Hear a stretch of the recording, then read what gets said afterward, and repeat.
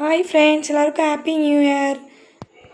வருஷம் தொடக்கத்தில் வந்து நம்ம எப்பயுமே கோயிலுக்கு போயிடணும். அப்போ வந்து அந்த வருஷம் ஃபுல்லாக செழிப்பாக இருக்கும்னு நான் நம்புகிறேன். அதனால் எப்பயுமே நான் கோயிலுக்கு போயிடுவேன். இப்போ நெக்ஸ்ட்டு பார்த்திங்கன்னா, சின்னவனையும் குளிக்க வச்சுட்டு, நானும் முன்னாடியே குளிச்சுட்டேன். அப்புறம் சின்னவனையும் குளிக்க வச்சுட்டு, பெரியவனையும் குளிக்க வச்சுட்டு கோயிலுக்கு கூட்டிகிட்டு போகிறதுக்குள்ள எனக்கு போதும் போதும்னு ஆயிடும். நான் ரொம்ப டயர்டாயிடுவேன் 2 பேர்த்தையும் இழுத்துட்டு போகிறதுக்குள்ளே. அப்புறம் பார்த்திங்கன்னா, காஃபி நம்ம வந்து எப்பயுமே 5 மணிக்கு காஃபி குடித்தோம்னா, ஈவினிங் 5 மணிக்கு 6 மணிக்கு காஃபி குடித்தோம்னா கொஞ்சம் எனர்ஜியாக இருப்போம்ல. அதனால் காஃபி குடிச்சிட்டு எதையும் பற்றி ஃபஸ்ட்டு மைண்டில் போட்டு போட்டு போட்டு போட்டு ரொம்ப வந்துட்டு ஸ்ட்ரெஸ் ஏற்றிட்டே இருக்கேன்.